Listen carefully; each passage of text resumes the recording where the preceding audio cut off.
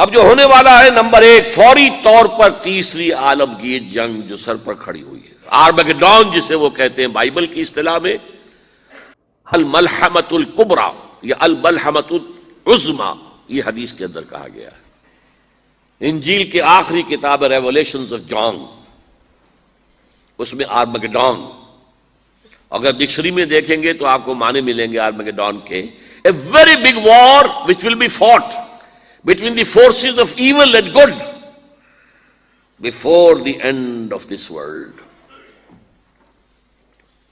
اور اسی کا ذکر حضور نے کیا، بہت بڑی جنگ ہوگی، بہت بڑی جنگ ہوگی، مڈل ایسٹ اس کا میدان بنے گا،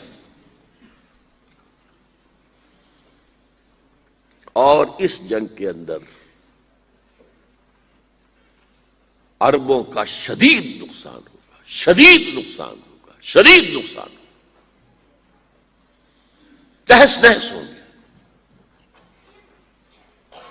حضور نے فرمایا کہ ایک باپ کے اگر 100 بیٹے ہوں گے تو 99 ختم ہو جائیں گے، ایک بچے گا۔ یہ حدیث ہے۔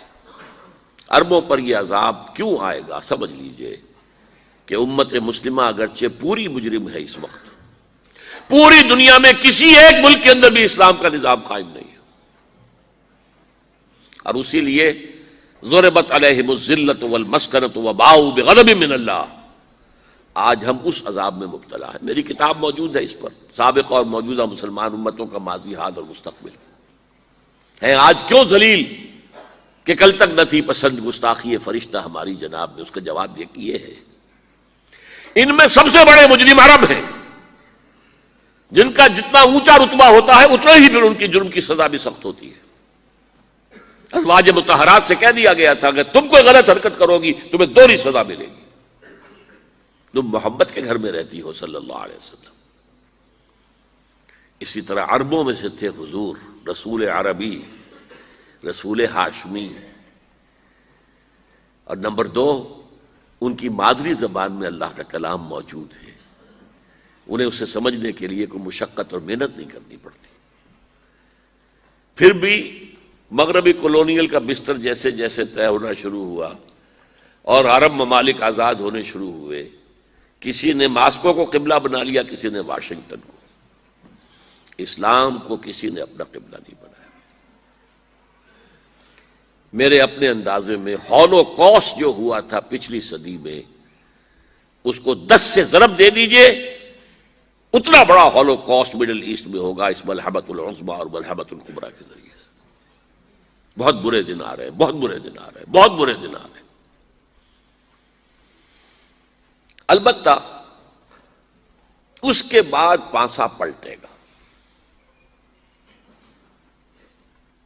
اس پانسا پلٹنے کی کیا وجہ ہوگی وہ بھی میں آپ کو بتا دوں۔ مسلمانوں کو دوبارہ فتح ہونی شروع ہوگی، مسلمان پہلے تو یہ سارے عرب ممالک نکل جائیں گے، گریٹر اسرائیل بن جائے گا گویا کہ، عراق ہے، شام ہے، سعودی عرب میں وہ آ جائیں گے، مدینے کے قریب تک مدینے کے اندر داخل نہیں ہو سکیں گے، وہ اللہ کی طرف سے خاص پروٹیکشن اسے ہوگی، باقی وہ اپنا گریٹر اسرائیل بنا لیں گے۔ پھر جو ہے there will be a reversal، اور اس ریورسل میں مسلمان دوبارہ ریگین کریں گے اپنے کھوئے ہوئے علاقوں کو۔ اس میں 3 واقعات کو ذہن میں رکھیے۔ پہلی بات وہ جو میں کہہ چکا ہوں کہ کسی نہ کسی ملک میں، کسی عجمی ملک میں، عربوں پر تو عذاب آ جائے گا، آخری عذاب آئے گا، عجمی مسلمان ملک میں، نظری طور پر ایران بھی ہو سکتا ہے، افغانستان، پاکستان، اور کسی درجے میں بھارت، وہاں بھی تو آخر 20 کروڑ مسلمان ہیں۔ لوگ 18 کہہ دیتے ہیں اور وہ 12 بھی کہہ دیتے ہیں کہ 20 یا 25 کروڑ مسلمان بس رہا ہے ہندوستان کے اندر۔ بہرحال یہ جو دوبارہ پھر مسلمان جو ہیں ابھریں گے، اس میں پہلا سبب کیا ہوگا کہ کسی علاقے میں، عجمی مسلمان علاقے میں، خلافت علی منہاج النبوہ قائم ہو جائے گی۔ میرے نزدیک پاکستان اور افغانستان،